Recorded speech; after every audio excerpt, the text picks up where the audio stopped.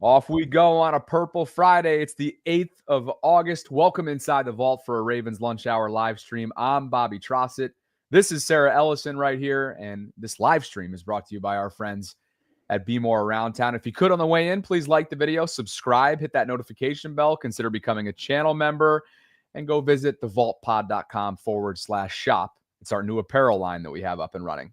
Sarah, the first of 3 preseason games is now in the rear view. The Ravens get the W last night, and we have a lot to cover as a result. We're going to go all 3 phases: offense, defense, and special teams sprinkled in both of those first 2 phases. So looking forward to it. Tap in. I'm sure there's going to be a boatload of questions and comments. We'll take super chats and gifts throughout the show. But we will begin, Sarah, with the guy who stole the show, and that is LeJohntay Wester. So again, special teams and offense will kind of be combed into one another. We'll have also a little bit of special teams when it comes to Tyler Loop and his evening and his debut as a kicker in the National Football League in the defensive side, and then I'm sure a lot in between. So it's great to see you. Let's get it. I'm excited about this one. Hey, it's great to see you. It's great to see the Voltrons, but best of all, Bobby, it was great to have football, and it feels good, even if it was preseason, to have our eyes actually get to see these guys up against another team was awesome, just as the football junkies that we all are. There was a lot to be excited about. There are some concerns to be had. We're going to have it on each unit. But as you said, how do you not start with the rookie that absolutely stole the show in LeJohntay Wester? Here's what's funny, Bobby. July 31st, when we're all in the middle of training camp, we were kind of having fun with Samuel Njoku. I love this guy. Love to interact with him on Twitter. Great follow. Go follow him. And I remember joking around because on July 31st, he said, the secret the Ravens probably don't want out there yet is that LeJohntay Wester may be the steal of the draft. And yes, that's including Mike Green. I think there's still a competition there. But Mike Green wasn't a secret. LeJohntay Wester was. And he couldn't be contained last night. He says, I am a secret no more.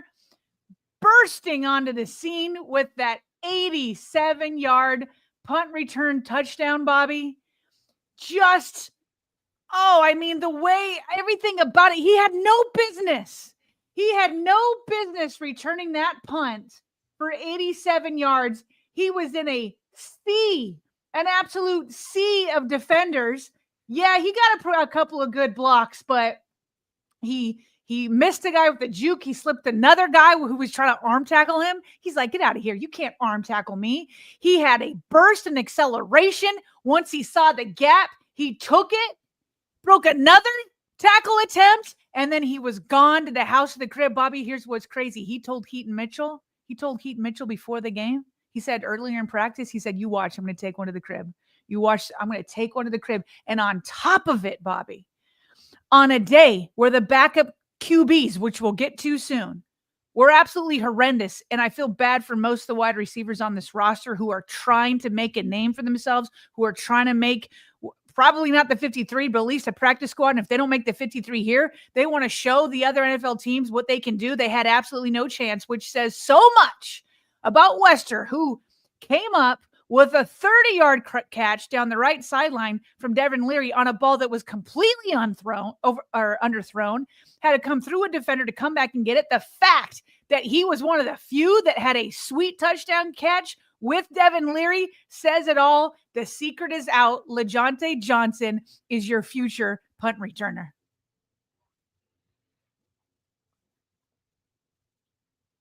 Bobby, are you there? I had a quick looks like I had an ever so slightly connectivity issue there, but look, I didn't catch the last 10 seconds of that, but it's clear, Sarah, that the most unsettled position last year at return specialist may very well be settled in the coming weeks based on what he put on tape yesterday.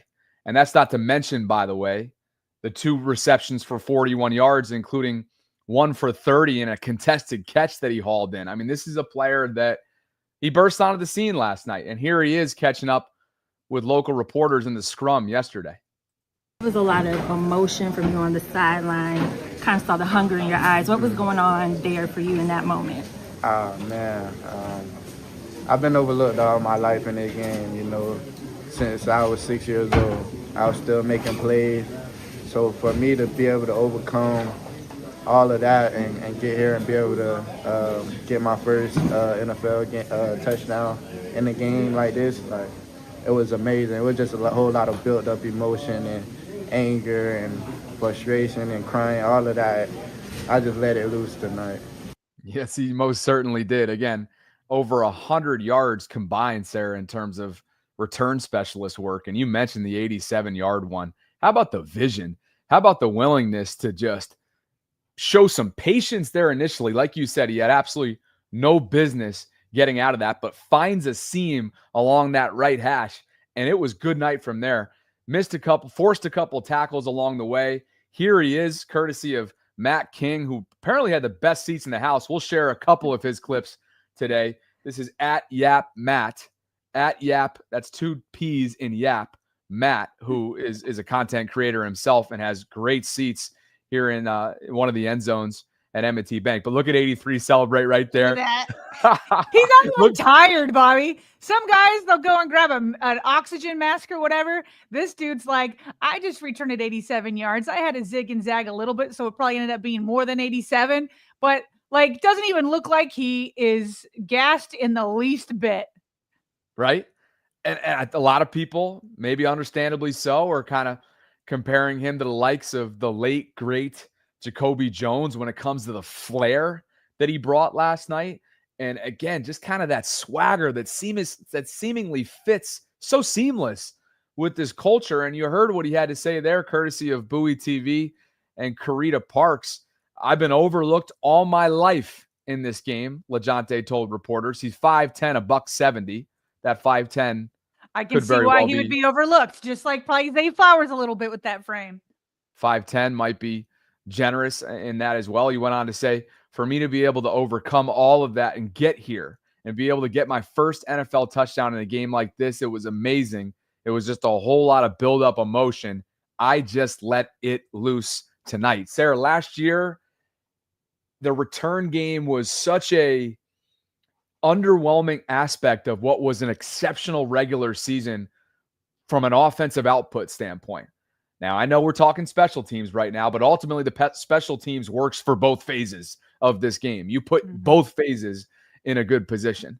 And last night, they needed that spark from him. Now, granted, it's a preseason game, and you got not a lot of ones are out there whatsoever. No Lamar, no Derrick Henry, none of his first 3 targets on the depth chart in Zay and Bate and Nuke, and many others. But a spark that was needed to win a preseason game, and a spark that was able to introduce himself to this fan base for the first time, and maybe, just maybe, the most unsettled position outside of guard last year is in a pretty darn good position a month out from week 1. Special teams, to your point, is like when you have an injury to like a part of your body that you don't even realize how important it is until it's injured, right? Like I had a friend that broke her big toe and she was like, had to have surgery and was in a cast for like months. And I was like, who knew that a toe could take you down like this, right? That's how special teams is you take it for granted until it's broken, until it's gone. And when we've talked about the Ravens needing to win more 1-score games, it's like this type of stuff makes the difference. It's this type of stuff, getting the offense in better position, or shoot, just go score the touchdown yourself.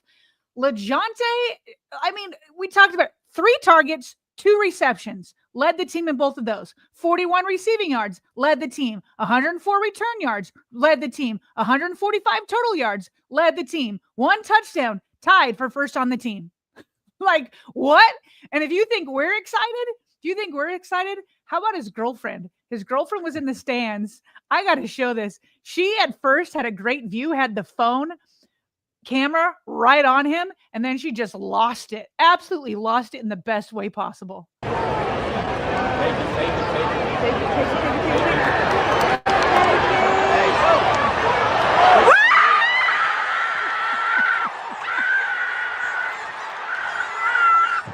it.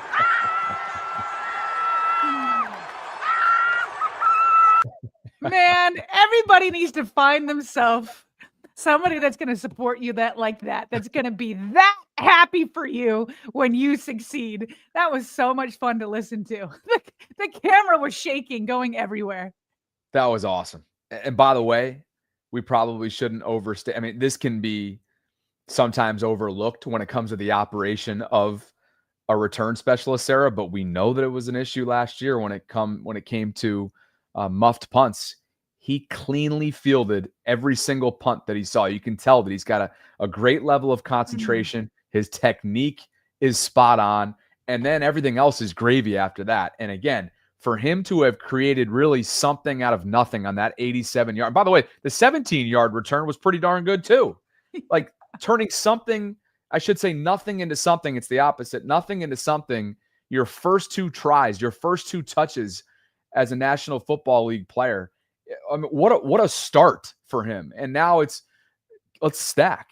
Maybe they'll be careful with him preseason game 2 and 3 if they've seen enough, but why not keep allowing him to build off of this exceptional start? So if nothing else, it is a very exciting week 1 for something that last year was just, let's be honest, it was a weak point for a dominant regular season team. It was return specialist. Well, how about we go to another position, which would be running back. And Keaton Mitchell was not a secret, but he has burst back onto the scene. LaJonte just burst out for the first time in his NFL career.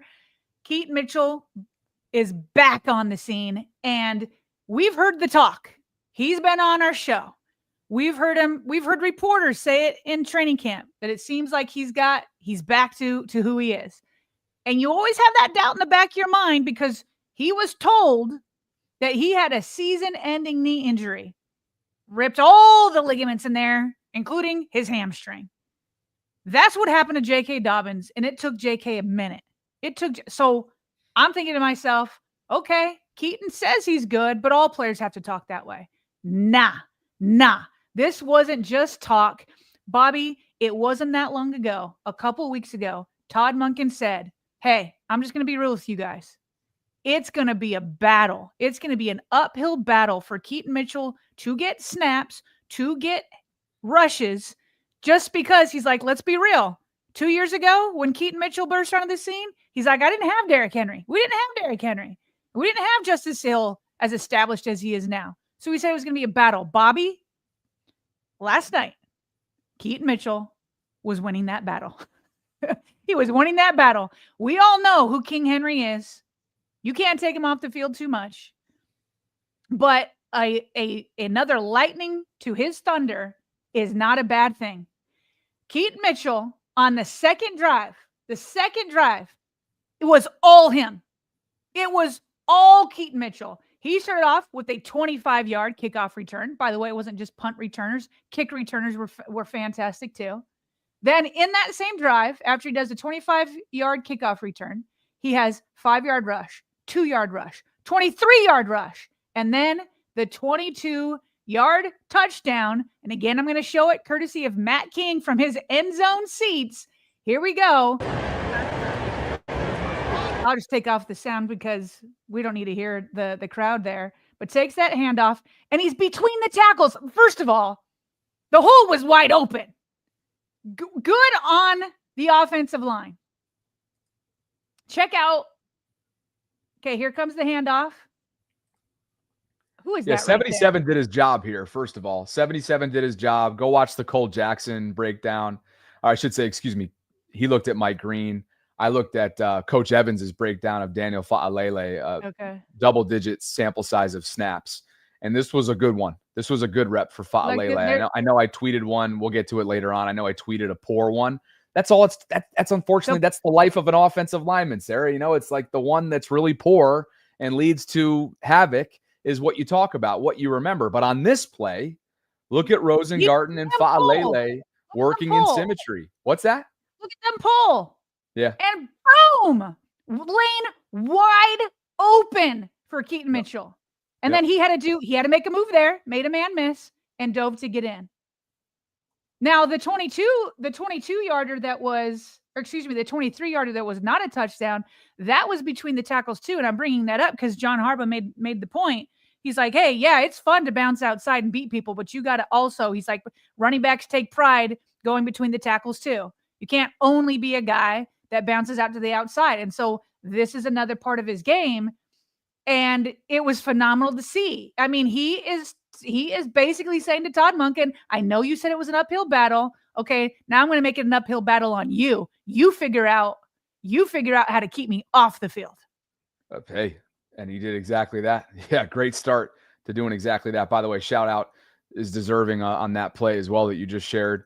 Andrew Voorhees, 72, was in on that as well, who pulled all the way from left guard. So good, solid stuff. We'll get more on the offensive line in just a bit. But Sarah, on the day, Keaton Mitchell finishes with, numbers-wise, 9 carries, 68 yards, a touchdown. That's an average of 7.6 yards per carry, a long of 23. And again, just kind of like keeps knocking on Todd Monken's door, to your point. And so whether you're going to get him involved in the return game here and there, whether you're going to get him involved in some of the gadget trickery stuff that Todd has in his bag, in his vault, so to speak, carries here and there in certain situations, 34 is putting himself in a position where he cannot be ignored. And he's telling us, really, he's just living up to what he told us back in April. What do you call it? It's going to be a movie. Well, so far the movie's looking pretty good here in the early stages. Well, you mentioned his 7.6 rush average last night.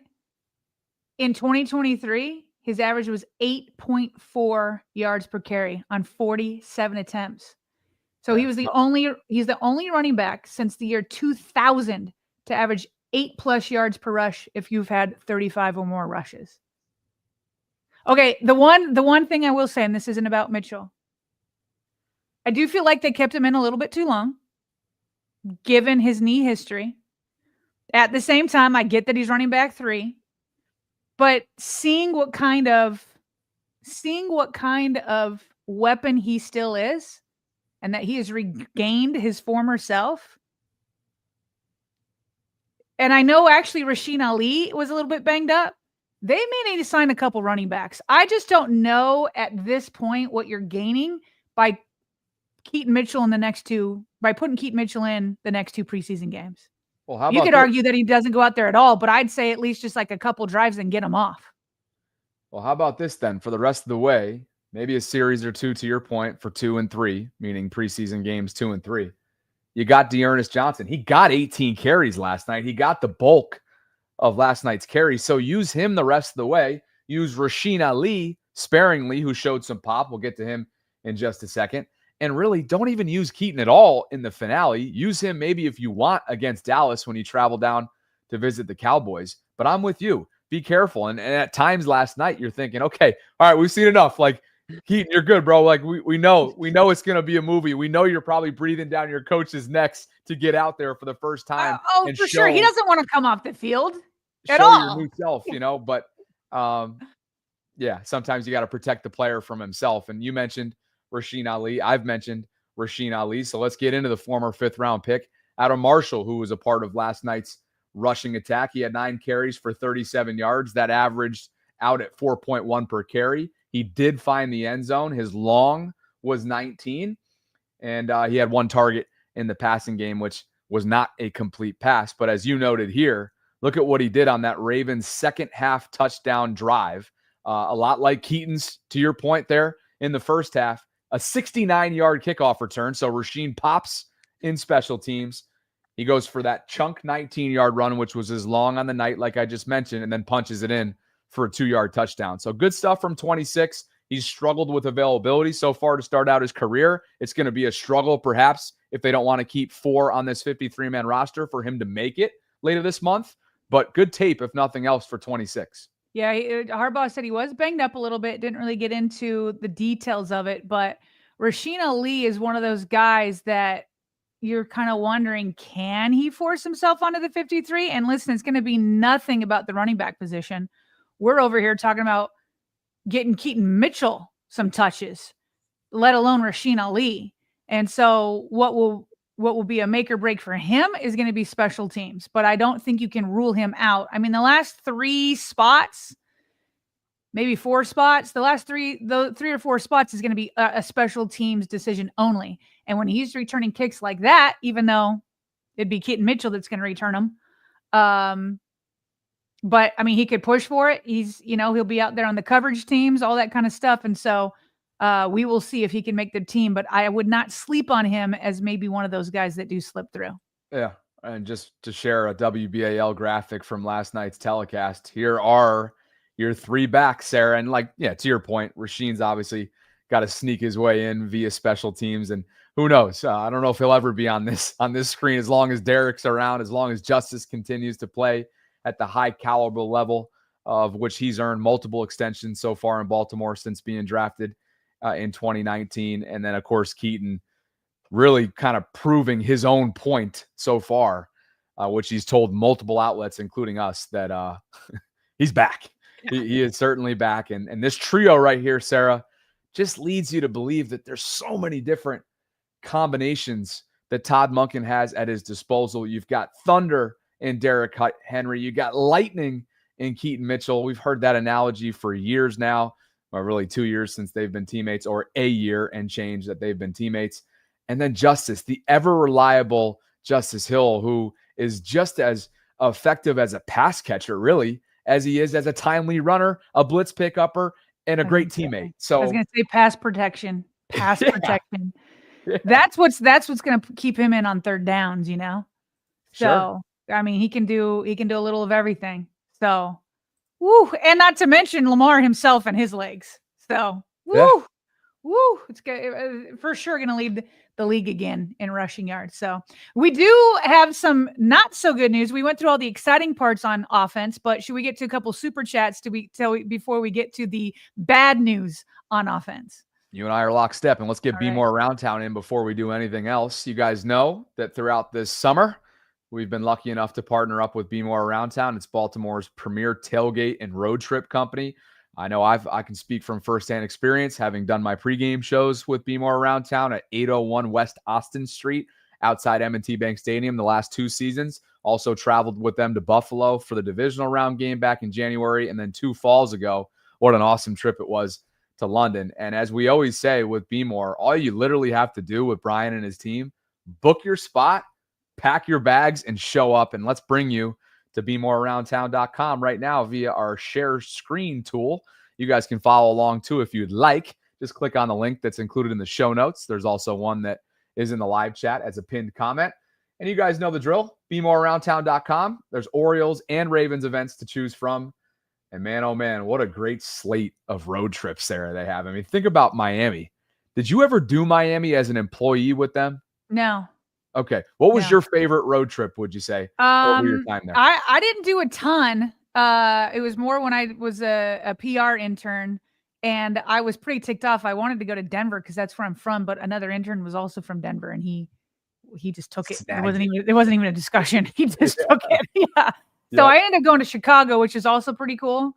But I gotta be honest with you. As an employee, I'm actually glad I didn't travel too much because it's not fun. It's exhausting.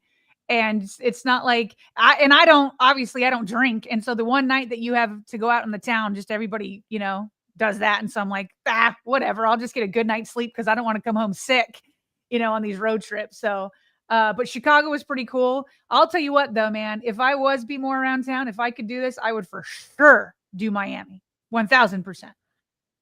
Well, and that's the beauty of it. You say it was really hard to travel working wise. I feel that way all the time when it comes to Super Bowl, the combine, everything else in between. It's hard, but it's so worth it when you like to travel. And it's even more worth it when you don't have to work, like Be More Around people don't, right? So that's the beauty of it. There's really a few that stick out to me this year, Sarah. I mean, how can you not take the opportunity to go to Lambeau? Seriously. I mean, Lambeau in December, I get it. It's a little daunting given the weather and some of the forecasts that are typically, predicted for that month out in Wisconsin. But there may not be a more storied football venue than Lambeau. It's iconic. Mm-hmm. And the Ravens travel there. and you can make it a Christmas thing. Maybe you don't even celebrate Christmas and you want to check it out. That's one that sticks out when you scroll up and down what Brian and his team have available. I think Minnesota could be fun. I know my sister has been there for work, and she talks about the stadium being right smack dab downtown there. Of course, Miami with Jamal Lewis hosting the tailgate sticks out like not a sore thumb, Chicago, like the best of thumbs. Sorry Say to it again? cut you off. Chicago, LA. Come on now.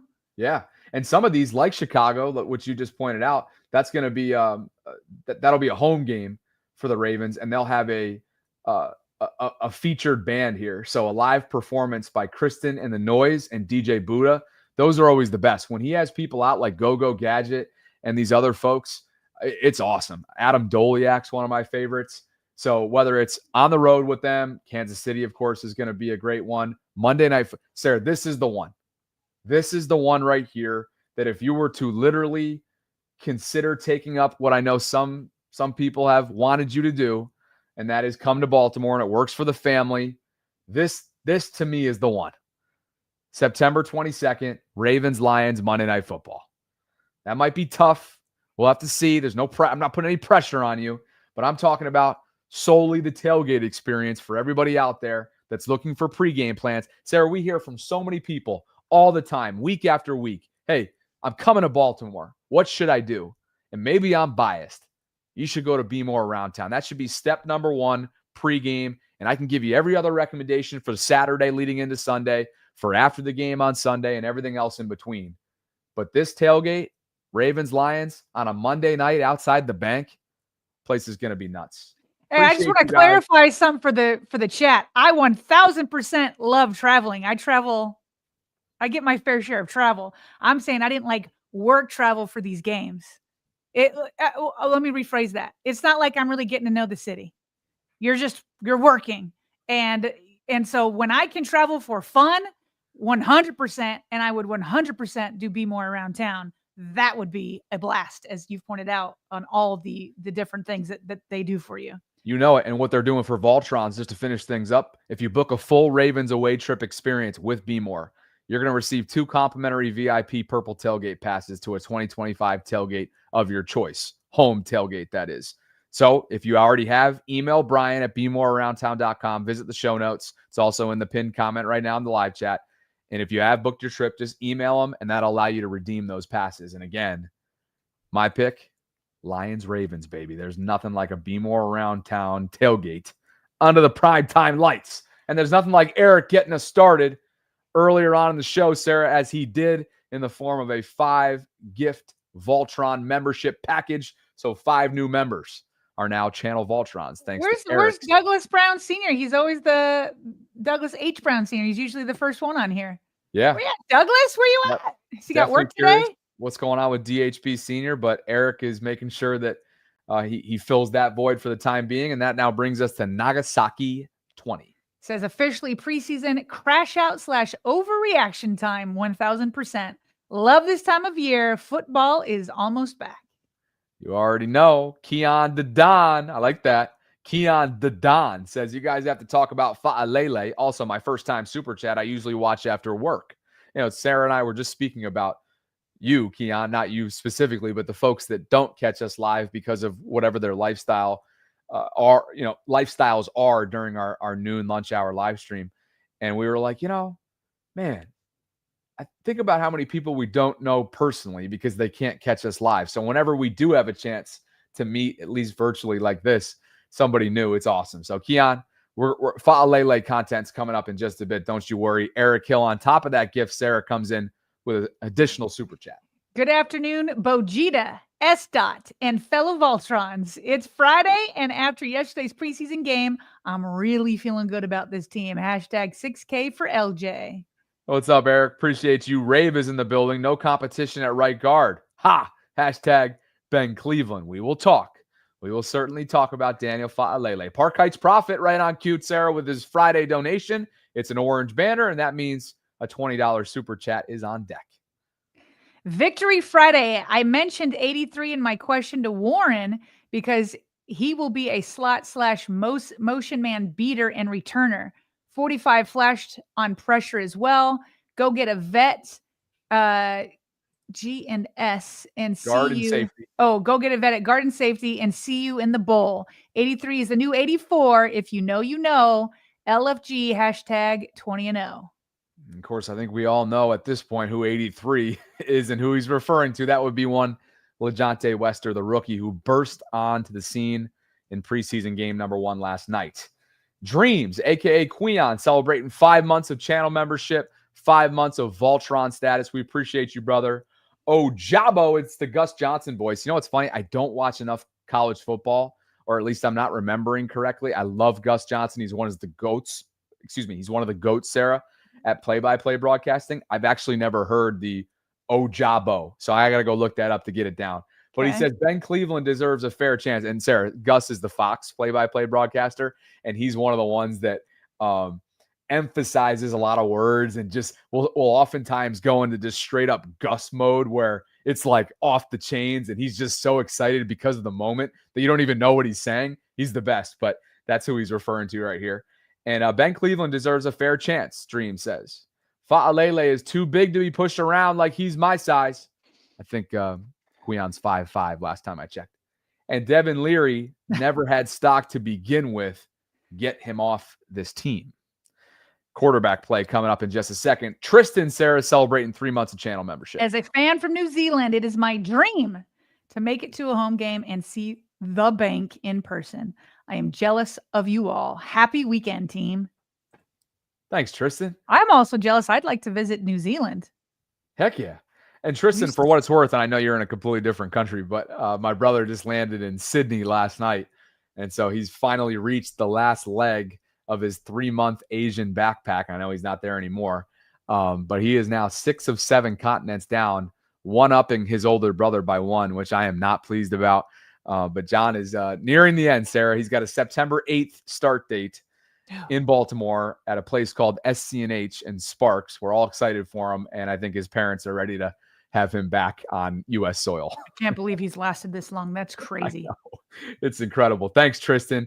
John is in the building with 2 different super stickers, one for $2.99, one for $1.99. Thanks, John. And thank you to Godlike Creation 6649, who's gifted 5 channel memberships. Woo! So 5 new Voltrons. And we are off and running today with over 2,000 concurrent, Sarah, on this Purple Friday. Thank you so much for being with us. It's brought to you by Be More Around Town. Like the video, subscribe, hit that notification bell. Consider becoming a channel member or gift-giving membership. Consider hopping on the internet. TheVaultPod.com/shop is now live, available to you with shirts like this, tank tops like the ones that my friends in the gym, Sarah, are rocking the Metabolic Meltdown here in upstate New York promoting the show. Nice. Stuff like the coffee mug that my mom's been enjoying every single morning.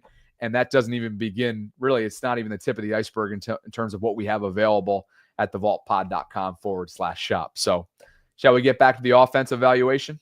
Unfortunately, yes. And unfortunately, we're going to have to talk about the backup quarterback situation, which Bobby was not pretty in the slightest last night. Here are your combined numbers. Cooper Rush, who started the game, obviously didn't do a whole lot of passing, but the passing he did do, you kind of just want to, at least one of them, you want to kind of throw away and put in the trash. He was 2 of 4 for 16 yards, 0 touchdowns, 1 interception, and a 20.8 quarterback rating. Bobby, if you didn't think it could get worse, let me introduce you to Devin Leary's night. Woof. He was 3 of 12 for 43 yards, 0 touchdowns, 1 interception, and gulp, a 7.3 quarterback rating. Bobby, it was bad. It was bad, especially for Leary. I mean, I was so surprised at one point somebody tweeted at me last night and said, Sarah, why is Todd Monken afraid to throw the ball? And I was like, are you for real?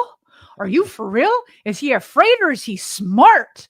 What are we doing here? And he's like, well, they're not going to get better if they don't get opportunities. And then I said, well, nobody's going to get better if you go out 3-0 every time. Nobody's going to get better if you're throwing interceptions all the time. You're not like the running backs in the offensive line won't even get work. Right now, it's just the poor wide receivers. Bobby, Devin Leary, I don't even understand. He was so inaccurate. He was so all over the place. He just It was bad. I mean, you'd watch him throw, and these poor wide receivers, it wasn't even in the vicinity a lot of the time. And John Harbaugh was asked about the passing game, and he's like, okay, save Ben Cleveland. Other than when he talks about Ben Cleveland, I'm not sure I've seen John. I mean, he was like, yeah, he's like, how many yards did we pass through for? And they were like 59.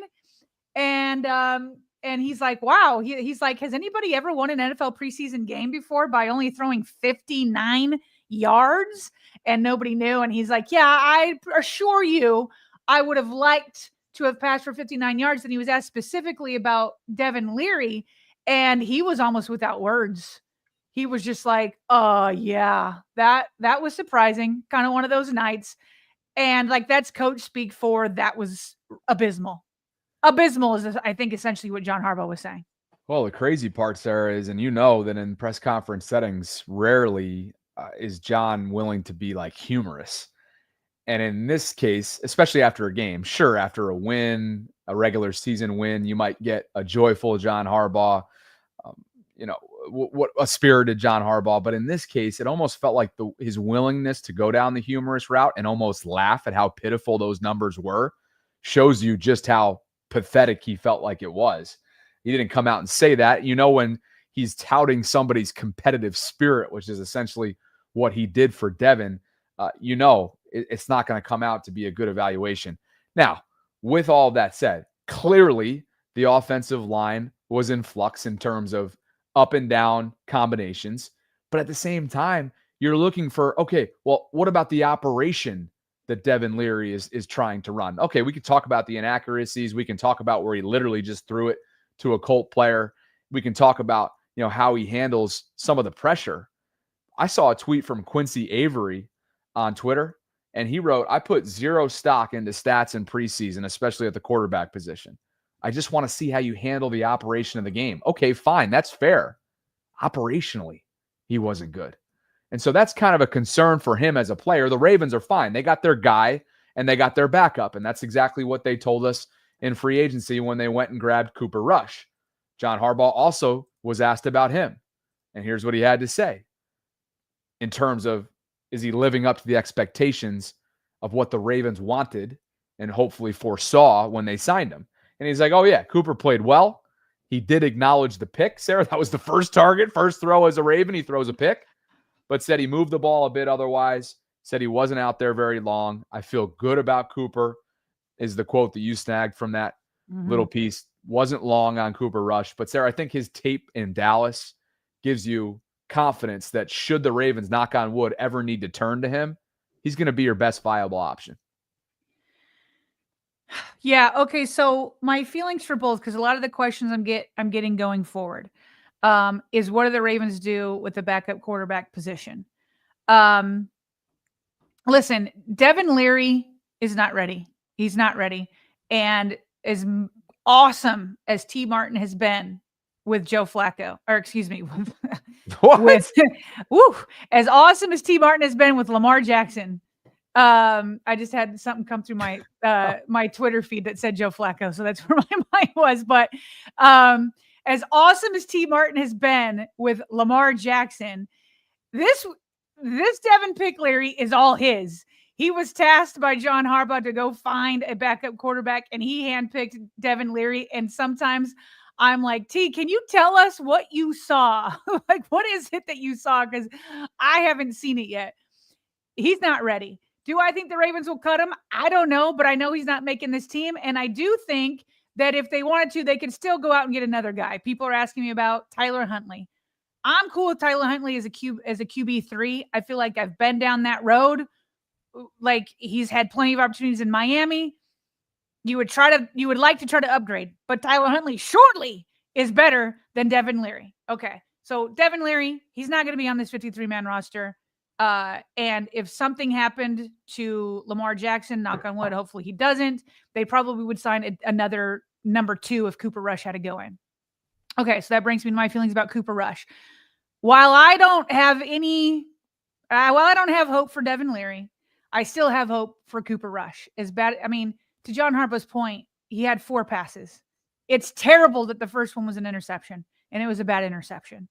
But I think given Cooper Rush's history as a starter has me feeling like I can have a lot more patience. I can have a lot more patience, let him settle in, still figuring out a new offense that is very different from the offense he was running in Dallas.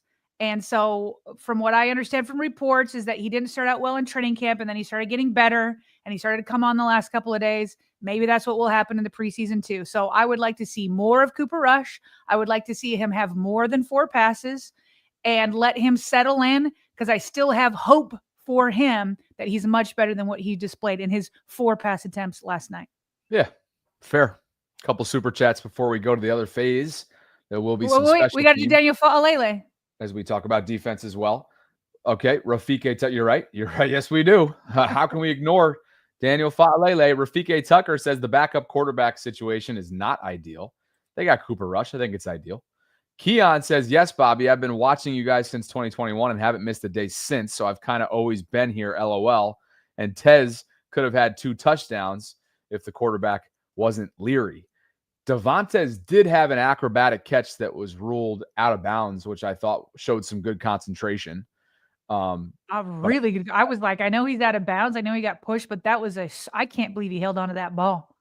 That was pretty exceptional. He only had 2 targets. I think a lot of people were kind of yearning for him to kind of continue what he's done so far throughout camp. Maybe he'll have a chance to do that in games 2 and 3, but just 2 targets, no catches for Devontae Walker. Like you said earlier on, LeJohntay led the way with 2 for 41, including that long of 30 on 3 targets. So we're fully caught up to speed on that. Sorry for jumping around here. So what I did was I watched Coach Evans breakdown on YouTube, Sip to Tally. We've shared some of his stuff before.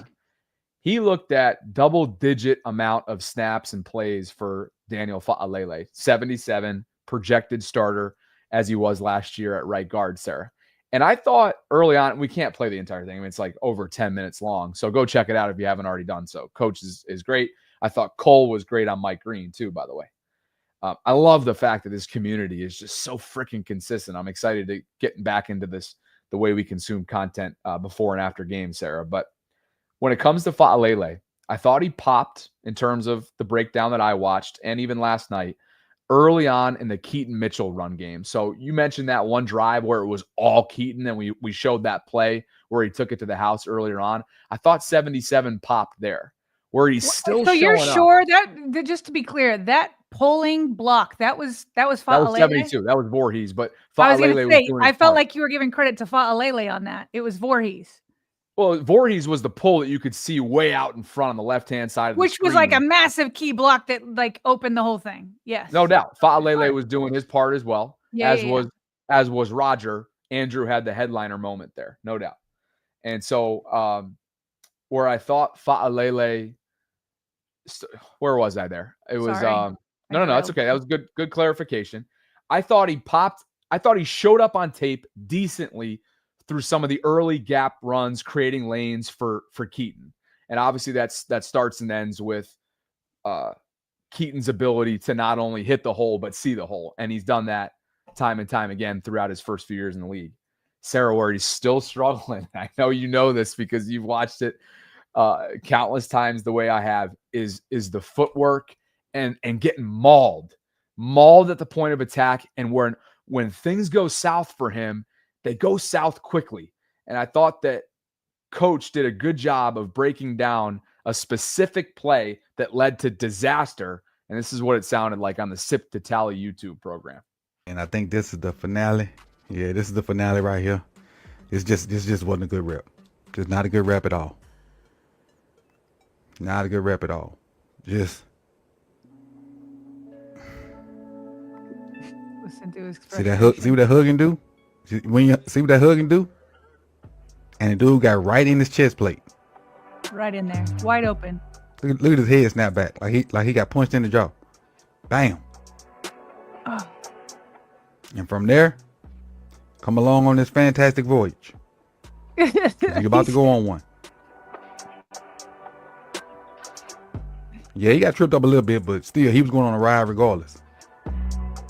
He got tripped up by 67 right there, but he was going on a fantastic voyage regardless. whether he got tripped up or not. If he didn't get shocked, he wouldn't have got tripped up. If he wouldn't have got this initial shock, it wouldn't have been no trip. Right. Ooh. Like the trip doesn't happen, Sarah, if not for him getting beaten and beaten badly right from the jump, right off the line. And that's where you keep going back to, generally speaking, when it's bad, it's poor. It's and really typically bad. wreaking havoc, right? It's really bad, to use your reference that you always say when it comes to evaluating Fa'alele. Lamar Jackson, with his iconic, gifted elusiveness, maybe finds a way out of that when it goes south quickly. Cooper Rush and Devin Leary have no chance. And you might also be out there thinking, well, okay, Bobby, great. The elusiveness is great, but why put him in that position to begin with? And I hear you. There was stuff to like early on in the game. He had his moments. But Sarah, when it goes south quickly and puts Lamar, and in this case, Cooper, in really difficult situations. Yeah, it is. It's like, again, it's just like you could handle average play. He's fine, maybe 90% of the time or whatever. But you can't put a 2-time MVP and his ankle or his foot or his knee on the line like that. I guess here's what's like the most frustrating part, because Daniel Fa'alele seems like the coolest dude, right? He just seems like the quintessential gentle giant. He seems like a hard worker, but he also just seems like he doesn't have like that tenacity that you just have to have as an offensive lineman. And he's got the body. Like, how are you getting bull rushed like that? How are you letting this defensive lineman get into your chest plate like that? You have long arms. You're converted from a tackle to a guard. You are a massive guard. It's technique. It's getting there. And it's like, if you get fatigued, like the technique starts to go away. And here's probably the most frustrating part of it all, Bobby, is there's Ben Cleveland sitting in the wings. And Fa'alele's job, he doesn't even have to compete for it. And, a traditional offensive lineman that has 17 starts under his belt, you'd be like, yeah, of course he's not competing for it, right?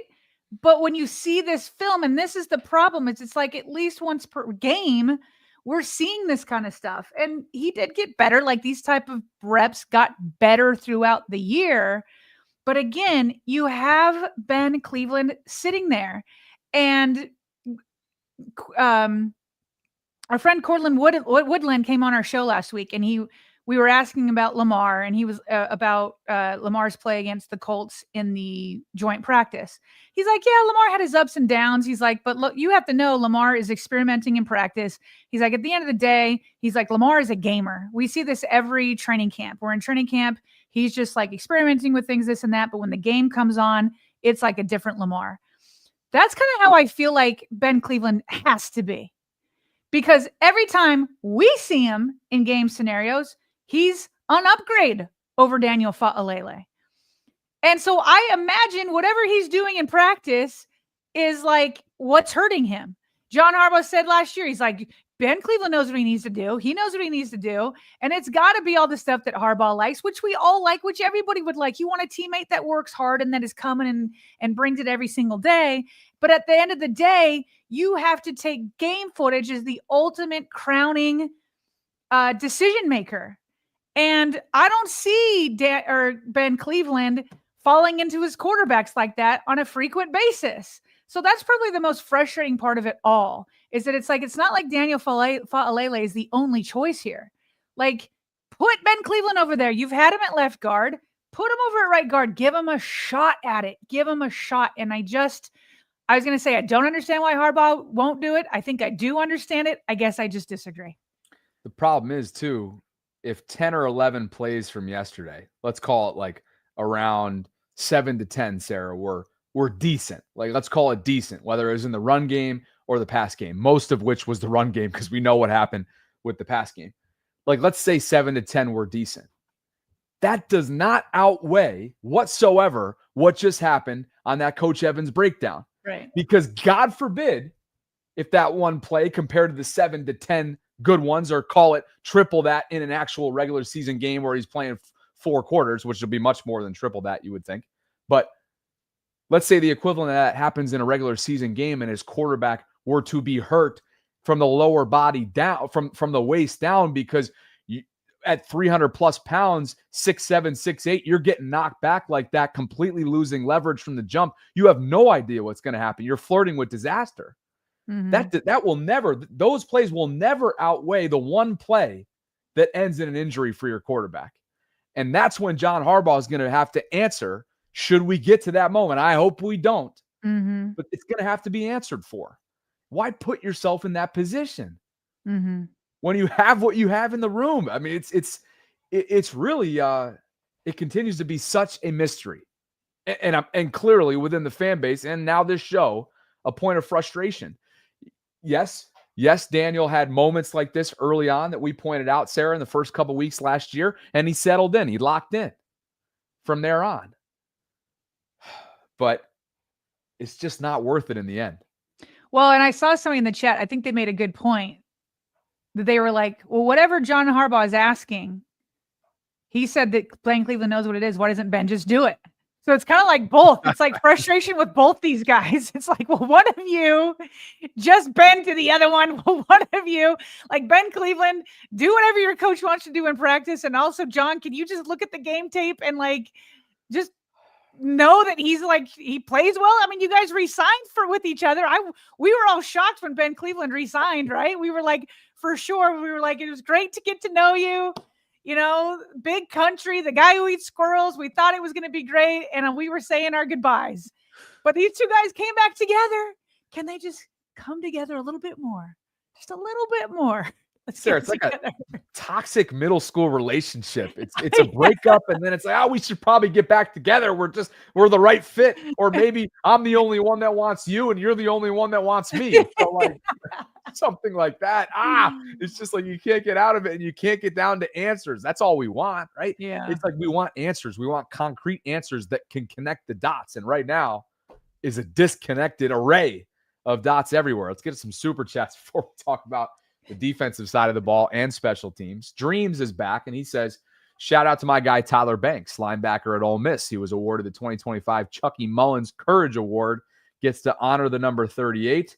Proud of him. Shout out Tyler Banks. Keon Dedon, Sarah, with another super chat. I just feel like 77's bad reps are completely unacceptable. I think that's what we're saying, Bobby. That's why they outweigh his good reps. They always praise him, but never critique him. It's fair. When he says they, is he talking about coaches, I'm assuming? Maybe. Yeah. Hopefully not us. Yeah. Nightmare Kilo 84 says our head coach's pride and ego is why Ben isn't starting. And y'all, yes, I said y'all, not me, are going to stick beside him.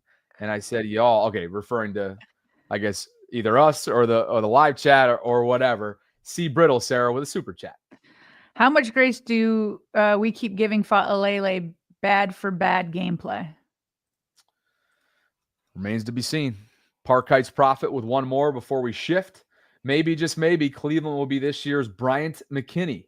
Otherwise, I have to assume he uses Harb's private bathroom and leaves chumps. Oh, gross. Try Cleveland and go get Sheriff. Still, hashtag 20-0. That is somewhere between vile and really funny. Yes. I was like, I thought him saying the private bathroom part was funny, and then he went a little bit too far. Now, if I can remember back correctly, Bryant McKinney, I feel like the Ravens like last minute, because Bryant McKinney also was not a practice kind of guy. And I feel like last minute, PHP, correct me if I'm wrong, I feel like the Super Bowl run is they like kind of switched up and put McKinney in. And then all of a sudden the offensive line was like, just went off. I'm going to look up when the times he started. 2011 to 2013 was his Baltimore tenure. Yeah. Prior to that, he was in Minnesota. So 2012. PHP, you're something else, man. No. That was funny. That was kind of funny. Oh, goodness gracious. Glad you guys can be with us as Sarah looks that up. Over 2,300 concurrents at the moment, Tila. If you could on the way in, please like the video, subscribe, hit that notification bell, consider gift giving or becoming a channel member. You can also visit thevaultpod.com/shop. Our apparel line is now open to the general public. That's funny. He played all 16 games in 2020, but started none of them. PHP's gonna, but I'm trying to remember how that all went down. I do remember him being a big key though, and that the reports was that he didn't work very hard. Aha. But boy, was he a gamer. Aha. Yeah. Thanks for being with us, guys. We just done 57 minutes of offense and special teams, so we will now shift to defense. And for that, Sarah, I turn it over to you.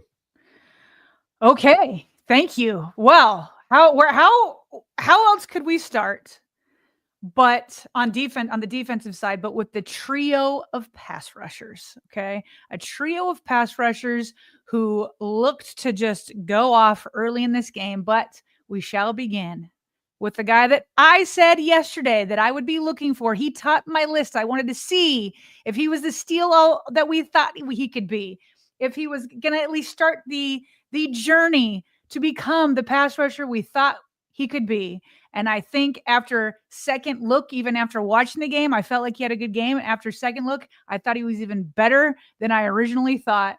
Bobby, he was everywhere, but I think that Brian Baldinger probably had the best breakdown. So we'll watch that and then give our own reactions on the other side.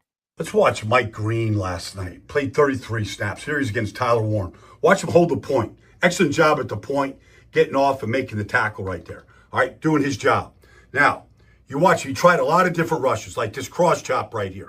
All right, watch him bend and turn the corner. He's right there. Now, Isaac gets the sack, but he forced Daniel Jones to step up. All right, now, they kept two tight ends in to try to block him. The feet don't stop. He's trying, okay? Ball's out pretty quick. This right here. Here you go. Like he's trying to cross chop, doesn't get it, but watch where he's at. Look how low he is right here. Gosh. Like he's right there with the crabs, with the blue crabs and the Chesapeake right there, all the way down. Now, you watch this right here. Nice job off the twist, running the guard over. He put him right on one of those crab cake platters right there. I love this right here. Like he tried a lot of different rushes. Right here, the inside spin. Here you go. Clean. Clean. If Daniel Jones has to hold the ball, he's going to get a hit. I like what I saw from Mike Green last night. He tried a lot of different things out there. Is what you really want to see. I'm sure Chuck Smith and Zach Orr and the guys on defense like what they saw. Bobby, how in the world is a tackle supposed to handle this combination of speed, power, getting low? I mean, one of these, this one, I think, look at him like jump at him. Oh no, this is the cross chop. And then how is a tackle supposed to get that low? Like he's like, don't you dare put your hands on me. The left tackle couldn't at all get his hands on him. And now they're already double teaming him. Watch as he like lunges at this dude, lunges up high, is in the air, then all of a sudden is on the ground like a spy, like a ninja with that bend. And then, yeah, he's the one who got, I mean, listen, Adisa Isaac, he had to get there too. But Mike Green pushed him right into it. Look at him bull rush this guy. And to Baldy's point, it's like, I haven't seen the same move even one time. That's another move with like a spin move on the inside. Bull rush is jumping and lunging in the air, like bending down low, spin moves. It's just like a complete arsenal that you would expect a veteran to have. And on top of it all, Baldy didn't even show it, but like he was great in the run game too. Sealing edges, doing what he's got to do there. It's just like, how do you not see this guy? He just pops off the screen. Have you ever watched like those nature movies where like alligators, once they get a hold of their prey, they just start spinning and going, and like there's nothing you can do because they're so ferocious in the way. That's the way it looked to me when Mike Green is like at 1 minute in the air lunging at the guy, and the next thing he's on the ground like going after the QB and has a spin on the ground. And I'm just like, how do you contain that? Like literally, how do you contain that? And imagine when he starts to like just get to know the game even better. It was just he's got the goods. He's got the goods. Well, you don't contain it in a preseason game. First of all. Okay, that kind of 4 second stringers. That kind of expertise, you don't contain it in a preseason game, and you certainly don't contain it now when you have the numbers that we just watched that completely match up with what we just watched. Brett Coleman tweeted it out. Mike Green had 14 pass rush snaps last night on true dropbacks. Sarah, give me a guess percentage-wise on those 14 pass rush snaps on true dropbacks, what his win rate was. Give me a percentage of what his win rate was. I know it. I saw it already. Okay. It's ridiculous. It's 50%. a 50% win rate. You can flip a coin. Okay. Flip a coin, and Mike Green is literally winning 50% of his options of his matchups. I thought the bend, the pliability, the mobility, the explosiveness, the variety, Sarah, that Chuck Smith talked about back in June was all on full display. If you don't remember what that sounded like, I have the transcript right here. Chuck said he's skilled up. He can cross chop. We saw that in the Baldy breakdown. Mike can spin. Mike can ghost. Did you see that skip step that he added in as well? The guy's like toying with his matchups out there. Mike is the best example of this new generation that have learned from the pros, and he comes in already highly skilled up. His get off, just amazed at when he's in his base 2-point stance and he has no false steps. He gets off on the ball fast. The Mike Green we've seen so far, this is going back to June, is everything we thought he would be when we decided to draft him. If there's not reason for excitement right now, I don't have any answers for you. Mike was exceptional. 45 cannot be denied when you go and watch this tape, and his presence was felt last night. Kadri Ishmael's comp for Mike Green is Elvis Doomerville. Were you covering the team when he was around? No, enough to have. I've been around long enough to have studied him, interviewed him, but no, I was not covering it. It was a glorious time to have Doomerville and Suggs, and I'm pretty sure Pernell McPhee was around at that point too, causing havoc up the middle. Somebody can correct me if I'm wrong about that, but I feel like he was around too. So, and look, it's just like he just dipped so quickly. I think that's where Kadri is kind of saying where the comp is. Doomerville, he owns the Ravens, even though he wasn't here for his whole career. He owns the Ravens single sack record of 17. That was in 2014. I mean, he himself was awesome, but it did help that there's Terrell Suggs there too. I mean, the duo was just nasty, and it was all because of a fax. Did you know that story of how the Ravens got him? I did. That was like the most bizarre story. And Ozzie jumped on that. He jumped on that. So, but obviously he goes on and has 105.5 sacks. And we don't want to put that on Mike Green too soon. I'm already gushing over his one game and all the different moves. And maybe it's because I've been waiting to see him. I keep hearing about him in training camp. And so I finally get to see him. Yeah. And I'm like, oh, they're right. It is all these moves, but to see it in person is different to read about it. But I do see the comp in the terms of like how they move.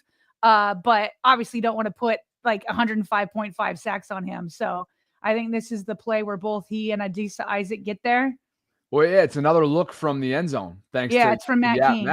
Yeah. And it's hard to see because it's a little far away. And obviously Adisa goes in terms of the scorebook as the sack getter. But look at the effort on the left-hand side of your screen at the 12-second mark. If you've seen this tweet already, you can go to it. But at the 12-second mark, Sarah, with ridiculous bend, look who comes flying in. Yeah. It's Mike Green. Yeah. And he just shows a relentlessness, whether it's the motor, again, this bend that you keep hearing about, the pliability, the dexterity, whatever you want to call it. He just is so mobile. And it was fun to watch. And you just know that once he gets that opportunity, whether it's in a rotation or in a starting role, he's going to make the most of his snaps that he has out there. He's got young, fresh legs, a fresh mind, clearly comes in skilled up, like Chuck Smith said back in June, and the Ravens are going to be better for it. And this just now tells you that, like we talked about earlier this week, right? PFF referred to the room, meaning the outside linebacker room, as just kind of like, average, that they're they'll be among the league leaders in sacks, but they're just kind of an average unit. They don't have anybody that truly scares you. Well, I think it was a good step last night. While it's premature to refer to Mike as scary at the NFL level after one preseason game, it's nice to see these flashes and signs that he could evolve into that type of fear.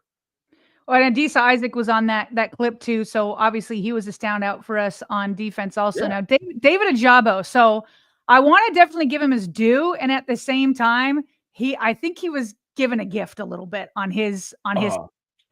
Yeah. So here is a screenshot that Chase Daniel kind of put up. And this is kind of basic 101 when you, have a blitz coming that Anthony Richardson just here. I'll have Jeff Schwartz break down the video. Good on Ajabo. I mean, he laid the wood on him. I mean, he just like knocked him out.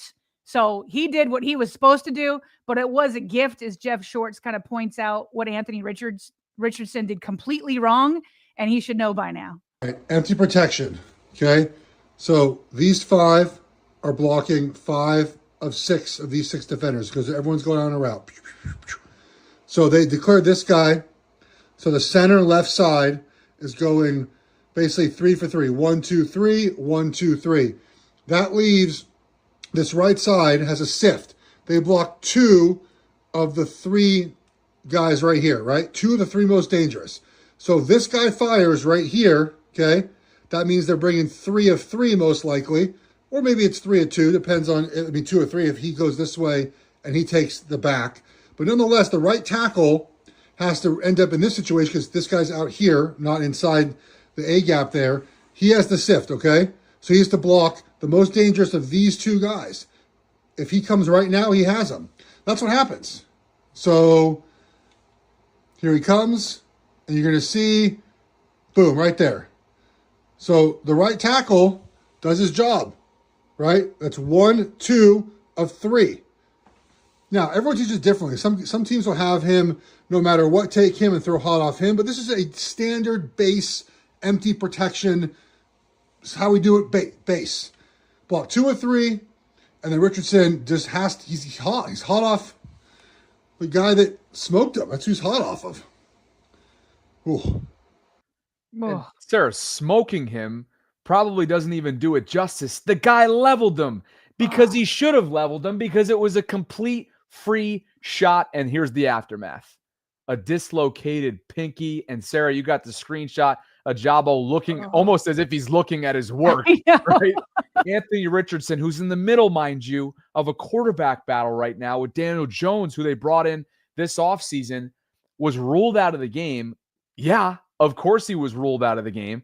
But crazy enough, Jordan Schultz noting earlier this morning that, yeah, he was declared out, but the x-rays came back clean. He's going to be back on the practice field in the coming days. So good for him because, again, Daniel Jones almost won the job last night had that actually been broken, I guess, and had it actually been a season-ending type thing. But don't think it's not going to impact his throwing. How does it come back clean? Like, look at that. It's bent. You think they popped it back into place? Oh, is that what? Oh, because it was just dislocated. So, like, none of the ligaments got. That's like a miracle to me. Oh, man. But Sarah, it's funny. You mentioned it earlier on, and this is really about Ajabo. I mean, prayers up for the recovery of Richardson. And best it sounds like the prayers have been answered because it sounds like he's going to be back on the practice field this week. and best of luck to him in this upcoming battle with Daniel Jones. It might be a good battle, matter of fact, because Daniel's got a lot of starting experience. And what Anthony's shown, especially after he kind of took himself out of the game last year, like he's kind of it's an uphill battle, but they're supposed to be their franchise guy. But with Ajabo, it was a gift. Yes. Jeff Schwartz confirmed it. Chase Daniels breakdown confirmed it. Others confirmed it. I mean, at first, I'm doing the play-by-play, right? And I'm thinking, man, that was a free shot. Who the heck's missed assignment was that? It was Anthony's.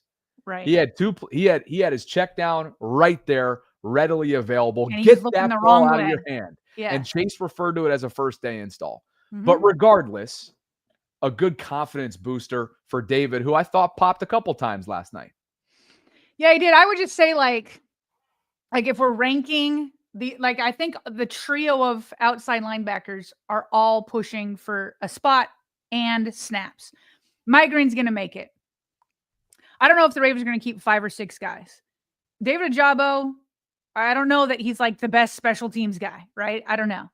And so, but that's what he's going to have to do, because if we're ranking like those 3 guys, I definitely would put Mike Green first. And then I'd put Adisa Isaac's day above even Ojabo's, because to me, Adisa Isaac's sack was more impressive, right? He did get a little bit of help from Mike Green pushing him up, but Adisa Isaac put the pressure on himself. Like he had to fight through stuff. Ojabo was just like, you know, he just got to like pin his ears back and go completely unimpeded. And so, to me, I feel like Adisa Isaac still might have the leg up on Ojabo on that 5th spot if they only keep 5. Not to mention under rookie control for the foreseeable future, whereas Ojabo has been in the program since what, 2022? Somewhere around there, 22 or 23. So, you know, he's approaching the end of his rookie window, whereas you got Adisa under team control for the next few years. So that just makes sense. And here is that room that you talk about at a glance. We know that at the top of the room, you know, there's a bunch of locks in KVN, Adafe, Tavius, Mike. And now let's see what Adisa Isaac can do along with Ojabo over the next couple weeks. They're going to get a chance to play. And you would think, Sarah, play a lot over the next 2 games, weeks 2 and week 3. Yep. All right. What's next here? Is it special teams? No. Oh, I want to give a shout out to Aeneas Peebles. There's actually a lot of people that we probably won't go too far into, but I thought Jalen Armour Davis was another defensive guy that I felt like stood out. He had a pass breakup, almost an interception when Mike Green had gotten some pressure early in the game. TJ Tampa played the entire game, needed that after some injuries last year. So I thought he played well. Martin, I felt like had a good game. Oh shoot. Why am I forgetting the linebacker's name who got the interception? Yeah, it's Jay Higgins. Higgins. Thank you. So want to give like a shout out to all of them. But the last guy I think we'll probably talk more extensively about, at least for me, is Aeneas Peebles. He's just fun to watch. Have you? So he had this pass knockdown there at the line of scrimmage, and then he went and he definitely celebrated. Did you notice a ton of guys on defense was taking on Jair Alexander's sword celebration? Oh yeah, Several guys were like, "All right, we're all just taking Jair's celebration. We're all doing it." He seems like he's generous with it, so you can clearly see his influence there. But Aeneas is just fun to watch. Good old Fub there.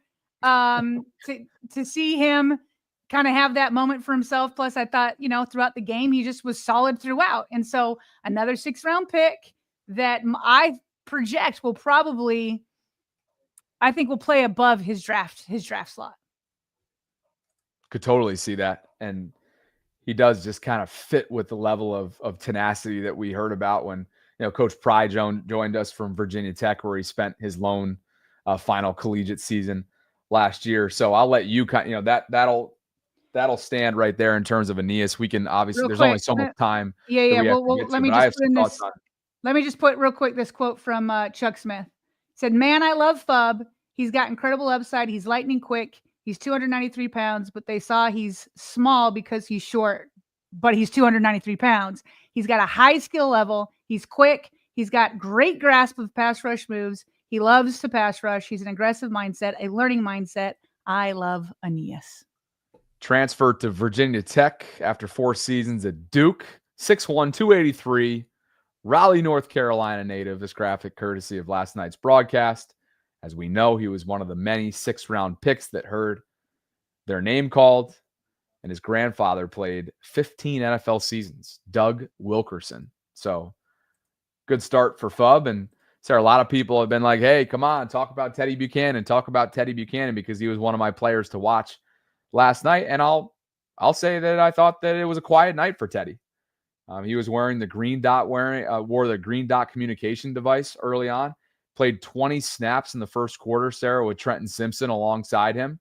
So that was interesting. But yeah, didn't necessarily flash. Seemed like it was a little bit fast for him, the experience last night, I thought, at times for Teddy. Looks the part in terms of the physique, that we know that.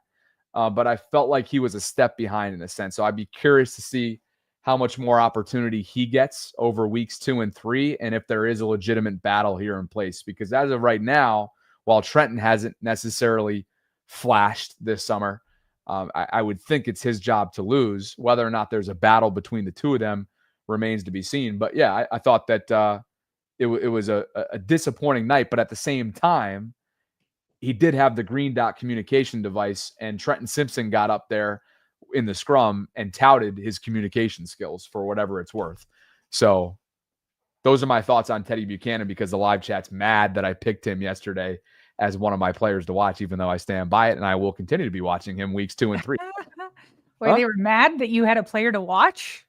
Well, they were mad that I hadn't addressed in hour and 17 minutes in yet Teddy's play. I think there were some other things that were a bit more pressing, don't you? I just like Whatever. As of right now, Trenton sure seems like he's got the pole position, but let's see. Teddy's he's a quick learner. That's what they said coming out of school, and he had the green dot communication last night, which I thought is impressive for a rookie. It's hard to communicate and also know assignment and process and everything else that goes in to the linebacker position on the inside, the way he plays. So time will tell. Absolutely. Okay, what else we got here? We're going to add Tyler Loop into our defensive situation. So for those of you tuning in, we began with, of course, the star of the night, LeJontay Western. So we talked special teams off the top. Then we transitioned to a full offensive breakdown. Then we took a break. Then we went to defense, and now it's the end of defense, which is back to special teams and evaluating Tyler Loop's night, Sarah, because he bounced back nicely after missing from 46, apparently slipped, according to John Harbaugh. They stubbed his toe. Stubbed his toe is the way he referred to it. Thank you. Yeah. But coming back and showing some resilience, Sarah, to convert from 52 is surely something to hold your hat on. And according to Harbaugh, he's doing exactly that, because he said he passed his test last night. He said he passed the test. He wouldn't give him an A++, but a B+. So yeah, this is where he talked about what happened on the missed 46-yarder. He goes, he stubbed his toe on the ground a little bit. It made the ball move a little bit left, but to see him bounce back on the next kick, especially after being pushed back into the longer field goal, which was a 52-yarder that he made, he said he thought that was a big step. So yes, I agree with the resilience. You see the resilience there. For sure, you saw the leg on that 52-yarder, Bobby. That ball went sailing past the goalpost and hit the net. And according to Jerry Sandusky last night, when that happens, that means it's good from, I think he said 65. So there's no doubt that Tyler Loop has the leg. It's good to see that he has some resilience. And so next is just consistency, right? It's just consistency. And so, yeah, to me, it was like a roller coaster of a day. There was also this kind of funny moment. So Loop saved, I think, a touchdown return. He tackled a Colts returner, and he tackled him, and it was over on the sideline. And so this right here is kicker Randy Brown being like, hey, Tyler, come over here. When we're on the sideline, we don't need you. You're a kicker. Okay, let's remember you're a kicker. Okay, I want you to push the returner out of bounds when you're right there on the sideline. I do not want you tackling him where you're wrapping up. And so, yeah, good moment there for the rookie. Probably got a little too excited, ready to put his body on the line, although the Ravens don't need to lose their kicker. So let's keep it to pushing out. So anyway, just a roller coaster night. You kind of wanted to see it. If he had made that 46-yarder, I mean, everybody would be feeling better, but I don't think anybody's feeling terrible right now about him. It's just, okay, let's get a little bit more consistent, especially inside the 50. He hooked it left, which sounds like is where he usually hooks it. If he misses, it's to the left. So he's got to figure that out and then just keep moving forward. Big shoes to fill, obviously. And again, pictured there with longtime special teams assistant in Baltimore, Randy Brown. And then, unfortunately, towards the end of the first quarter, friend of the show, Bilal Kone, one of the many day 3 picks back in April. He played his college football at a number of different places, including, Sarah, remember, he began it, as he told us, at a community college in Iowa. He then transferred to Indiana State, then Western Michigan, where he spent his last couple of years at college, and he was a 6th-round pick by the Ravens.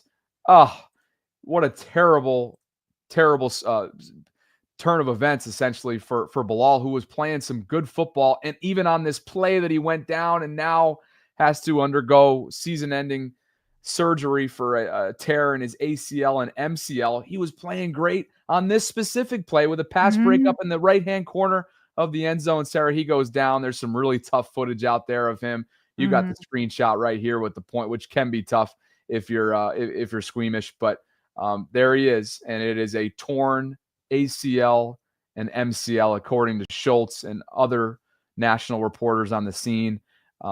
Best wishes to him, Sarah. It's a total bummer. We really enjoy getting to know him, and hopefully it's a minor setback for a big comeback in year 2 for Bilal. What's funny is, like, I remember when he came on our show, we were talking about his background and all the adversity he's overcome, from, death to loved ones. He's lived in like several different places, right? Like, just trying to like make life work. Like, this is a guy that overcomes adversity. And so I hate this for him. I hate that your lifelong dream, everything you sacrificed for, everything that you've dreamed of is like in your fingertips. You finally arrived. And like you said, on that play, great coverage. Bobby, I have seen that footage. It is gnarly. I mean, just the way his knee bent, it was like the knee version of what we just saw from Anthony Richardson when he went down. It was like you immediately knew because the bottom half of his leg was not bending in the way that it should be bending. And I will just say this, though, when we talked to him, I felt inspired by him, by how much adversity he had overcome.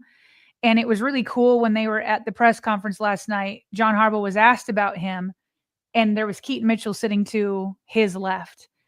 And he's like, look, he's like, there it is. He's like, I know Kone is going to come out of this. I know he's going to work through it. He's going to be back, and we're going to have him, and he's going to have an opportunity again. And he's like, this is what it is on the other side of this. Keaton Mitchell just went through it. He just went through it where he tore multiple ligaments, and now he is back. And so that can be Kone's inspiration. Much love to him. Much prayers to him. I know he's got this because he's no stranger to overcoming adversity. Well said. Shout out to Bilal Kone. You knew, Sarah, was such a crowded room. Was everybody going to get through this process healthy at this point in the summer? And unfortunately, Kone, the first outside of Ardarius Washington to go down with a significant setback. So best wishes his way. We appreciate you guys for being with us on this Friday. It's a big show. It's a highly attended show, Sarah. Over 2,600 concurrents at the moment. At one point, there are over 900 and well over 900 in the YouTube space. So needless to say, thank you guys so much for being here. If you could, on the way in or out, like the video, subscribe, hit that notification bell, do all the things that allow this channel to go, much like Super Chats, which we should revisit. Shall we? We shall. All right. Did we leave off with... Yeah, we did C. McKinney. Brittle? Yep, we did McKinney. Yep, this has already been read, so thanks to PHP. Has Brandon's been read yet? I don't think so. Brandon writes, Harbs is too stubborn. And thank you, Brandon, for the super chat. Harbs is too stubborn to bench 77. That's Fa'alele, because he is too scared to change. He's going to hold us back from winning the Super Bowl with his questionable decision-making with his personnel. He is my biggest fear. Thanks to John for a super sticker. A few of them so far today. That brings us to somebody who's celebrating 5 months of channel membership, meaning he's been with us from the jump in March when we rolled out channel membership, Sarah, and that is Sod Blitz 3445. I don't know what topics I missed, but our 2 and 3 quarterbacks are bad. Could have had Flacco. We couldn't have had Flacco. Flacco for sure. I mean, they talked, but Flacco was like, I mean, I'd love to go back, but I want a chance to start. Joe Flacco is right now in position to be the week 1 starter in Cleveland. So I know Flacco said it would be cool, but then he was like, but I also would prefer to try to start. And he knew he wasn't going to do that here. So would have loved to have Flacco, though. He said, knew you were going to talk backfield, had a sick graphic for you. Oh, Sod. Yeah, Sod, we talked about quarterbacks 2 and 3. I was just going to say, just to sort of answer his hypothetical, you missed a lot. You missed a lot Yeah. early on. Go back and rewind. Do it for you. Do it for yourself there. John with another super sticker. He's feeling generous today. Thanks, John. Dream says, Bobby, I tagged you on Twitter with the Ajabo call. I'll go take a look at that after the show. And a $45 super chat, Sarah, is orange banner. It's PHP coming in hot, and it's for you. $45 for number 45, of course. He says, no words. Green is the missing piece. Mark my words and record this into a stone tablet. Green with 2 to 3 sacks in Buffalo and 5 to 7 in the playoffs. There was a reason I turned over tables in the restaurant when we drafted him. Hashtag 20-0.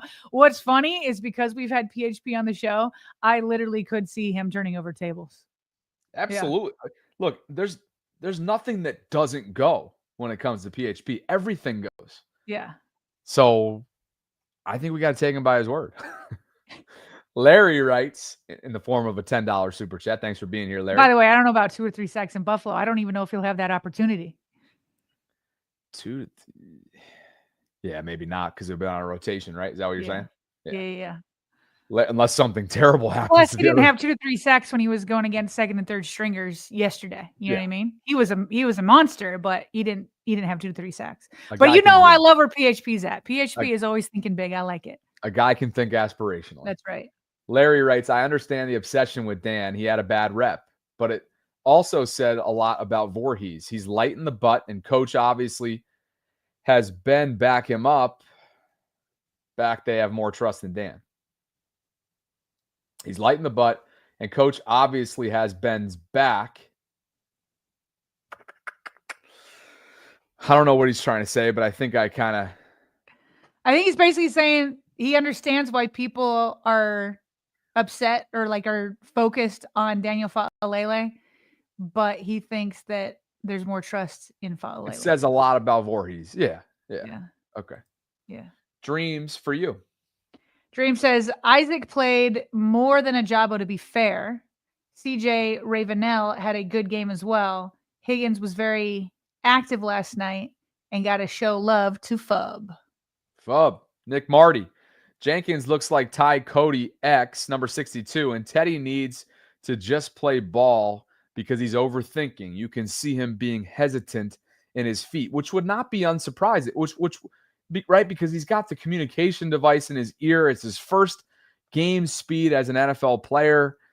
Everything's going through him. He's trying to process and at the same time turn that processing into physical play and productivity. Hopefully that'll come in time for him. Yeah.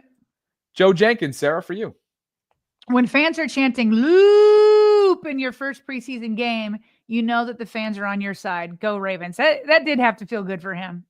Yeah, everybody is rooting for him for sure. And look who it is 90 minutes in. We knew he wouldn't miss out. Douglas H. Brown Sr. is here, and he says, glad I made it back. We are so glad you're here. DHB Sr., hope you're having an awesome Friday. On top of that, Sarah, he did his usual $10 super chat and a 5 gift membership. So 5 new channel Voltrons now are randomly divvied up by YouTube. So thanks to Douglas on this Friday. And Mike, Sarah, catches us up to speed on super chats. Teddy looked like, is that a trash emoji? Garbage, yeah. I think he looked like garbage. He was slow, gassed, and lost. Tough crowd. I think. Tough crowd on Teddy today. We may have. I think it's so interesting. Mike and Evan. This is a little bit of a Discord banter back and forth. They love themselves some Trenton Simpson, Sarah. Trenton can't do anything wrong in Mike and Evan's world, baby. It is Trenton Simpson's world, and Mike and Evan are living in that sucker, baby. Let me tell you. Good. Evan's asking why people were, trashing on Trenton. I don't know if other people were, but I don't think we ever called Trenton trash. Like they just called Teddy garbage. You give him an inch. You take a mile. Oh, they love them some Trenton Simpson on a Friday, don't you, gentlemen? Don't you? I'm not against Trenton Simpson either. I like a good competition. But Trenton Simpson, look, he was lost. He lost his starting job for a reason, but I don't think anybody called him garbage. We said, yeah, let's take him out. The defense got better, but let's see what he can do again in the second year. I got nothing wrong with the guy either. They seem like I want to burn him at the stake. Like, what are we doing here? Come on.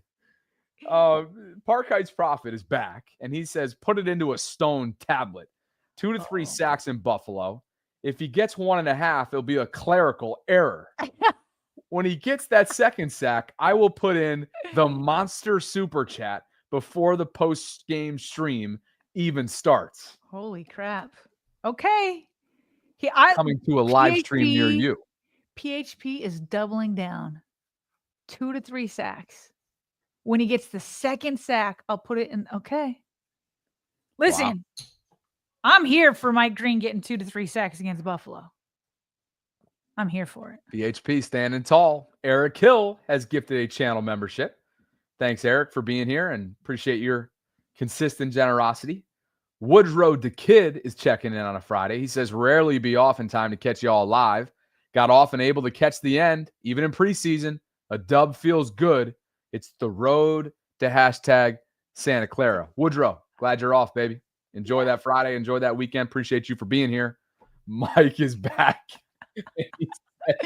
I'll say it since y'all won't. LOL, referring to Teddy Buchanan as what he referred to as garbage last night. Garbage. That's what Mike says about Teddy. Amazing. Fantasy is reality 67. Sarah, for you. It just reiterates that we're in the GOAT or garbage era. Like, no in between. Yeah. No in between. Okay. Fantasy is reality says, I'm still very excited about LeJontay Wester's play, even if it's the first preseason game. See, this is now I'm reading the chat. Evan's going to get me going right now because this is boy. You guys are ticking off, Bobby. This is literally words. I think when you do what we do, there's some things that bother you, others that really kind of strike a nerve. You know, Evan, so you know he's getting at your GOAT. You know what he's doing. Oh, it's working. For the time being, it's working. Okay, and that's going to make him all satisfied at home on Friday. I'm a DC chef. I'm going to get after this mother effer. Let me go rip him on a Friday. Or I'm going to rip you right now, Evan. You want to know why? Look now. He's like, got him. When Trenton looked lost, you want to know why? Because this is what it stems from, Sarah. What we do, there's some things that get under our skin here and there, right? When we're tired, when we're working around the clock, you got 4 kids at home on top of this. When people put words on our mouth. Yeah, that bothers me the most for sure, is when people put words in our mouth. That bothers me. Yeah. The racist sort of calls out there, that bothers me for sure. Not that Evan's ever done that. But here's what bothered me a minute ago. He says, when Trenton looked lost, it was, quote, he's quoting me. When Trenton looked lost, it was, quote, he doesn't belong. We need to find a replacement. No. The Ravens said that without actually saying it because they went and replaced him last year, Evan. You know this. They replaced him with 2 players, Malik Harrison and Chris Board, none of whom are here. They leave in free agent.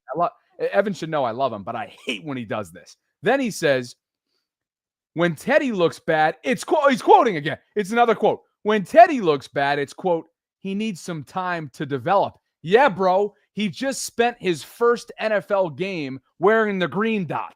Yes, he needs time to develop. Trenton got to sit behind Queen and Roquan his entire rookie season. And I'm pretty sure, enough of the words. And I'm pretty sure in the preseason last year, we both were like, let Trenton develop.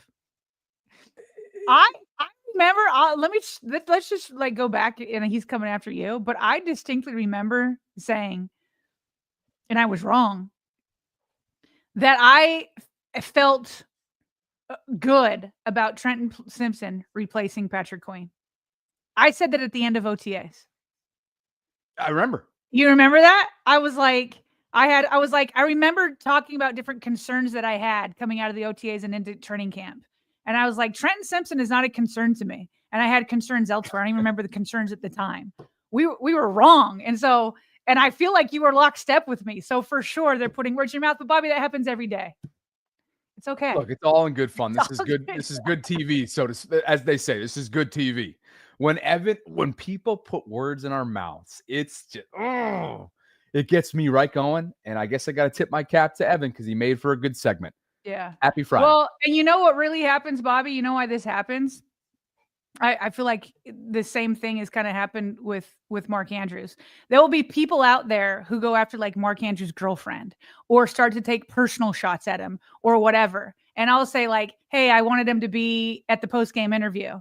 and after those mess ups, and I would like to see them to go to Isaiah Likely in big moments. So those are my two things: go to Isaiah Likely in big moments, and please go to the locker room afterwards. But because there's so many other people saying more extreme things, yes, they put those extreme things into my mouth because I wasn't fully positive. You know what I mean? So that's what's happening for sure. That's how words get put in your mouth all the time. For sure. By the way, I have this feeling, and we can't get on a tangent here because we gotta go. Yeah. I'm the one that brought us on the tangent, but for what I'm about to say, we can't get on a tangent. I know you're gonna want to, but I feel this urge every time you remind folks what you've been on record for saying from the jump. I think it's around Easter or so is when you started saying this, which is your feeling, your gut feeling, or based on what you've seen and watched unfold. That you're talking about Mark? Yes, that you want to. Oh no, I said that like pretty much like a week or within a week or two of getting knocked out of the debate, though. The debate that we had, which was very spirited, was over Easter, the Friday leading into Easter weekend. I know it because I was in Denver. You may have been saying it prior to that, but you and I. That's when we had a debate. You recall? Okay. You and I went off on the Friday leading into Easter weekend. And the more it comes up, I feel like I just need to, for my own sake, because of the spirit of the debate from back in April, I just need to say that I couldn't disagree with you more, as we talked about then. And the only reason why, Sarah, as I think you can say is I couldn't disagree more. And here's why. Hold on. And I feel like you'll know. I think you'll relate to this. Okay. That's funny. Your reaction's funny there. Is only because as you say it in certain contexts, right? As we've brought it up in recent weeks. It's almost, if I don't say anything, it's as if I'm with you on that. And because of reasons that we've already discussed. Hold on though. I know you're with me on half of it. Because you have always said you want players in the interview, in the locker room, when they are a big reason for a win or a loss. You for sure are with me on that, unless you've changed your overall stance for Mark. That part you're with me. Yes. I'm not. You're talking about you disagree with me saying I'd prefer to go to Isaiah Likely or others over Mark in big moments. Right. That's where you disagree. Right. And that's fine as long as you're not putting words in my mouth. We can disagree all day long. No. Don't you dare either, huh? Because you know what's gonna happen if that happens. Goodness gracious. Anyway. Oh, the rabbit holes we go down. Okay. Anything else you need to get off your chest? Well, we have patrons. That's the only thing I need to bring in. Oh, and we do have a couple more quick hits. Sorry. Really? I got 2 videos. Oh. I know we gotta go. Quick, let me just do this. Hold on. This really was hilarious last night when Keaton Mitchell went up to the podium. Coach, this your phone? No. Oh, it's recording. Oh, my bad. Yeah, I know. Coach, this your phone? Because John Harbaugh just gotten off the podium, and then reporters use their phones to record all the time. Guys, and whatever. I won't do the last quick hit. Okay. Okay, I'll just say it instead of playing it. Stephen A. Smith said he thinks the Browns are setting up Shedeur Sanders. I have been as big of a Shedeur Sanders fan as anybody because I love his dad. I'm completely biased there. I think his dad is phenomenal. I also would have loved for the Ravens to draft him on day 3. Ooh, wouldn't you way rather have Shedeur Sanders as your backup right now? Yes. Well, then Devin Leary, yes. Yeah. So I wanted him here. I also acknowledged last week that I feel like he's going to be in a bit of a tough situation because he hasn't had a lot of snaps, given that they have a gazillion quarterbacks in the room. And so when he starts, it is going to be tough because he hasn't had a ton of snaps. But Stephen A. Smith said that the Browns are setting him up for failure, implying that it's like intentional. I feel like that is silly. That is silly. They're 2 quarterbacks who they thought they was going to compete for the number 1 spot are injured. You're not going to put Joe Flacco out there. And now Shedeur Sanders has an opportunity. Yes, It's not the most ideal opportunity, but he has an opportunity to come out and start. And it's not like he's playing against, the number 1s all day. It's not like he's going to see exotic blitzes. It's going to be basic 101 football. My hope for him is that he shines because I am a big fan of Shedeur Sanders. But no, and as much as I would like to bury the Cleveland Browns as a AFC North enemy, I do not think they're setting him up on purpose to fail. Oh, I could not agree with you more. It's well said. It's nauseating. Why do people lean into that stuff? It's like, okay, yes, we understand that he didn't have a lot of opportunity, if any at all, Sarah, to this point, up until this week, to run with the 1s. So is he at a disadvantage? Okay, it's going to be hard. He probably doesn't have the same chemistry with the ones as he does with the 2s and 3s, which is what he's done. But guess what? That's where they evaluated him to be among their quarterbacks. That's Cleveland's decision. That's Kevin Stefanski's evaluation, who's a quarterback guru. Like, it's this, it's so, why does that take on new life? Because guys like Stephen A. Smith use their platform to push it. I'm totally with you. Yeah. Kelly and Kevin Jackson are this episode's Patreon sponsors of ours, meaning our shout out folks, and they give us consistent support through Patreon. We really appreciate them both. So Kelly, Kevin, hope you guys have a great weekend, and thanks for what you do for us in the Patreon space. If you guys are interested in learning more, patreon.com/RavensVault podcast. You can learn more by visiting the show notes. We got to get caught up before we jump too. Douglas says haters gotta hate. Why Biggs won for you? He says there were a few interesting plays, but the rookies are playing and fighting for their jobs a lot better than last year. HP Friday. Happy Friday to you. Oh, just Why, happy. Okay. Oh, HP happy. Okay. And Eric says, I hope to see others at the Detroit game. Hashtag 6K for LJ. That's the Monday night game. Ravens Lions coming up September. And I believe we got Fantasy is Reality in there about LeJonte's play, right? This was up on the screen. Sorry, I saw a chat that made me laugh. I'm very excited on LeJonte's play. Yeah, we saw that already. Okay, cool. Yeah. Well, we're fully caught up to speed then. I can only imagine what you're laughing at in the chat. It's not even that. I don't even know where the chat's going right now. They're so Time off the to rails. go, right? Yeah, let's go. Time to go is essentially what it is. Yep. Evan's still trying to get me going too, as if it didn't already work, right? Unbelievable. Well, thanks to Be More Around Town for supporting us this summer. We would love for you to support them, because if you support them, then you're really supporting us and our brand sponsors. So if you see a road trip that you're interested in attending, go to BeMoreAroundTown.com. They're going to have a great option for you. If you're interested in getting to a home tailgate at some point this fall, BeMoreAroundTown.com is the spot to be. Go visit the show notes, link in the pinned comment as well. And I think we're fully caught up. Great week. Preseason game number 1. Sarah and I'll be back with you on Monday, as always. With Cortland Woodland. Why don't you announce what we have coming up? Yeah, so I reached out to Cortland. I thought he was such a good guest. And during training camp, obviously, is a very special period that we don't watch the practice that the beat writers are, right? The rest of the year, we kind of can see almost everything that the beat writers are seeing. And so we can just cover it on our own. But training camp is something different. So I thought Woodland has been so phenomenal on Twitter with his training camp recaps. I pitched to him for him to come on twice a week. And so he was totally on board. So he's going to be, I don't know, maybe a contributor until the end of training camp, so he can keep giving us those the inside camp practice updates. And I think our show will be better for it. We'll probably try to reach out to one more reporter to do that another 2 times a week, just so we can get eyes from inside training camp. But I was very happy and pleased that Cortland didn't even hesitate. He's like, thanks for thinking of me. Would love to do it. So, yeah, Cordell Woodland, 105.7 The Fan, and a boatload of other things. So go hit him up on X, and we look forward to bringing him on for the next few weeks, and maybe even after that. So good stuff there, partner. Great vision by you and executing that. And I think that'll do it for this Friday show. Long one for you, but hopefully you guys enjoy it. There will be a 4 o'clock Eastern drop today, so 2 hours and 9 minutes from right now. Be on the lookout for that. It's our best of playlist that we populate every single day, Monday through Friday at 4 o'clock Eastern. So for Sarah, I'm Bobby signing off from this Friday show. If you could, on the way out, please like the video, subscribe, hit that notification bell. Consider visiting our apparel line at thevaultpod.com/shop. Thanks to all of our members. Thanks to all of you for a fantastic week. Have an awesome and safe weekend. And Sarah and I will be back with you on Monday, if not before. And as always, Vaultrons, thanks for spending some time with us here inside the Vault. We'll talk.